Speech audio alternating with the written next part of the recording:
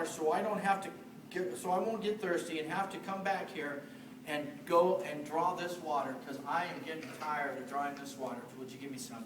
So Jesus says, sure, I'll give you some. Here's what I need you to do. Go back and get your husband and come on back. Now, ladies and gentlemen, here it is. Truth is about to be revealed. She says, I don't have a husband. Let me tell you something. You cannot hide behind the shroud of indifference. Jesus knows your heart. Jesus knows what you're hiding from. Jesus knows what's going on in your life. And He doesn't have to be told in a diary or in a secret book. He already knows. He knows the things of your heart. For He knows the ways of your heart and the actions in which you have found yourself. And so He says to her, go get your husband. I don't have a husband. And He tells her, because she could have hidden behind the shroud of indifference and said, that's none of your business. Get away from me. Who do you think you are? I don't need a husband. She could have said that.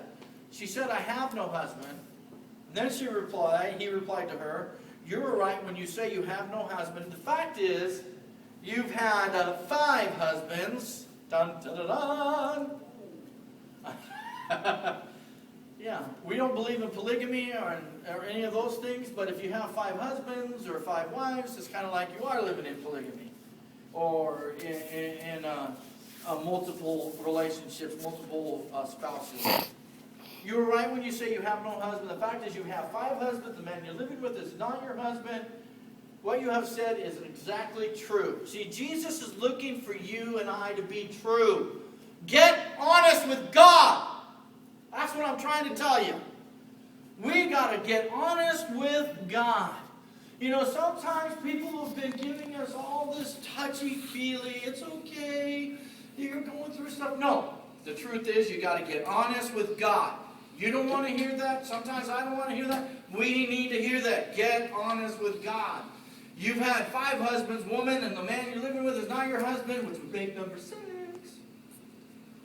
Do the math. You have spoken the truth. Jesus wants you and I to tell the truth.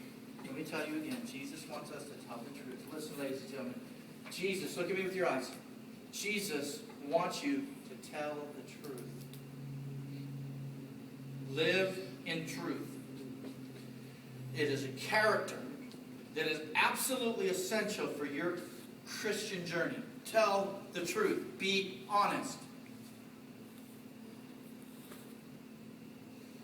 Now she's amazed. Oh, you're a prophet.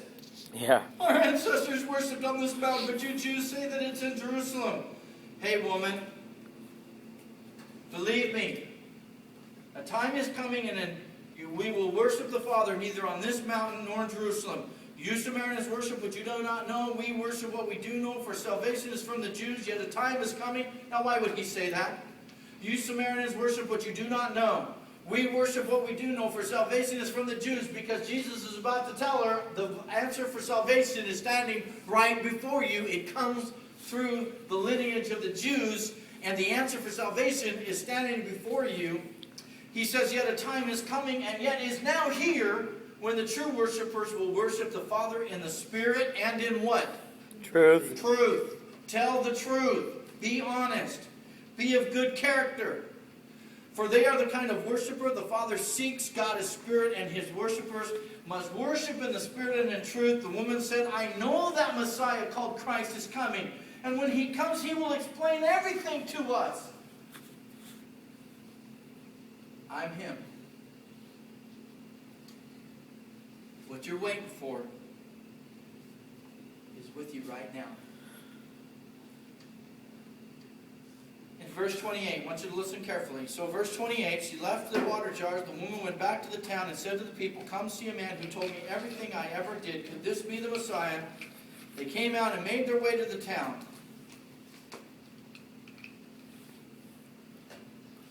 I want you to look down at verse 39. Many of the Samaritans from that town believed in him because of the women's testimony. He told me everything I ever did. So when the Samaritans came to him, They urged him to stay with them, and he stayed 2 days, and because of his words, many came to believe.